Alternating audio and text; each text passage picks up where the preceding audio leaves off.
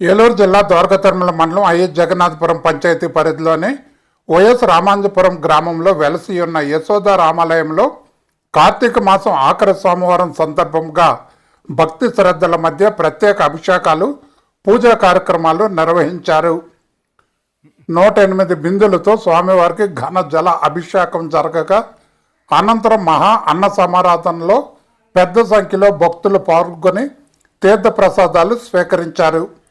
కార్తీక మాసం ప్రారంభమైన మొదటి 3 సోమవారాల నుండే సత్యనారాయణ స్వామి వారి నోములు భక్తి శ్రద్ధలతో జరుగుతున్నాయని ఆలయ నిర్వాహకులు తెలిపారు. ఈరోజు సాయంత్రం స్వామివారి పల్లకి ఊరేగింపు వైభవంగా సాగింది. గొల్లగూడు, రాఘవాపురం, ఐఎస్ జగన్నాథపురం గ్రామాల నుండి భక్తులు పెద్ద సంఖ్యలో తరలి వచ్చి స్వామివారి దర్శనం పొందారు. ప్రతి సంవత్సరం లాగే ఈసారి కూడా భక్తులు అధిక సంఖ్యలో పాల్గొని ఆధ్యాత్మికతతో ఆలయ పరిసరాలను నింపేశారు.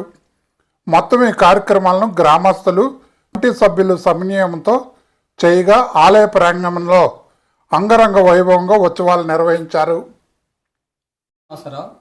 నేను యశోదమ్మ కళ్యాణ రామాలయానికి ప్రధాన అర్చకుడి కింద ఉన్నాను.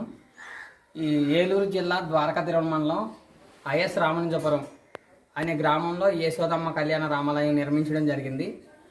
గత రెండు సంవత్సరాల నుంచి స్వామివారికి అంగరంగ వైభవంగా అన్ని సేవలు చేస్తున్నాం.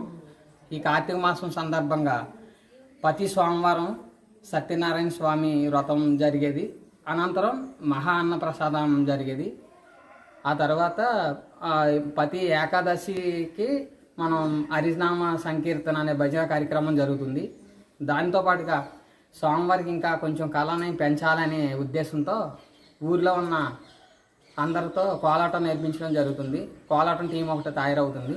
అలాగే ఏదైనా కార్యక్రమం స్టార్ట్ చేస్తే ఊర్లో అందరూ వచ్చి అందరూ కలిసి 4 చేతులు కలిపి తిని ఒక వర్క్ చేసుకుని ముందుకు తీసుకెళ్లడం జరుగుతుంది.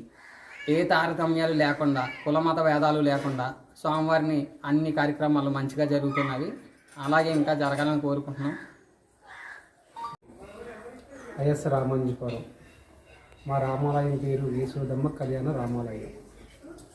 ఇక్కడ స్వామివారికి సత్యనారాయణ వ్రతం వారం సత్యనారాయణ వ్రతం జరిగింది.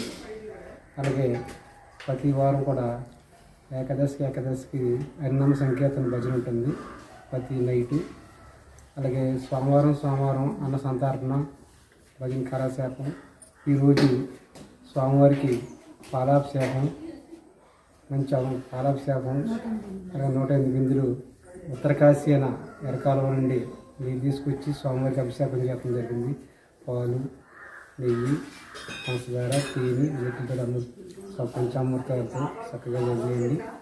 అలాగే మళ్ళీ పల్లకి ఊరేగించుకుంటున్నారు గ్రామస్తులందరూ కూడా. అంటే సీతారామ స్వామివారు అంటే అందరికీ ఆదర్శం వ్యక్తి.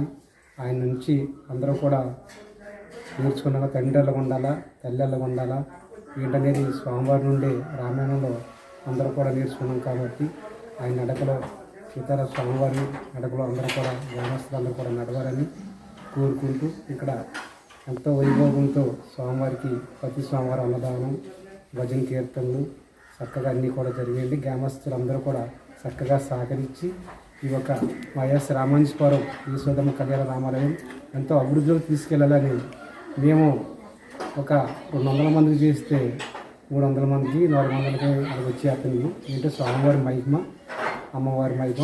అమ్మవారి పేరు గ్రామదేవత భాగ్యత్తమ్మ తల్లిని గ్రామదేవత, సీతారామవారి స్వామి అంతా కూడా అందరూ మాకు ఉపముక్తులై అంటున్నా మాకు తోడుంటున్నారు. బాగా ఎదరికి వెళ్తుంది మా గుడి కాడ.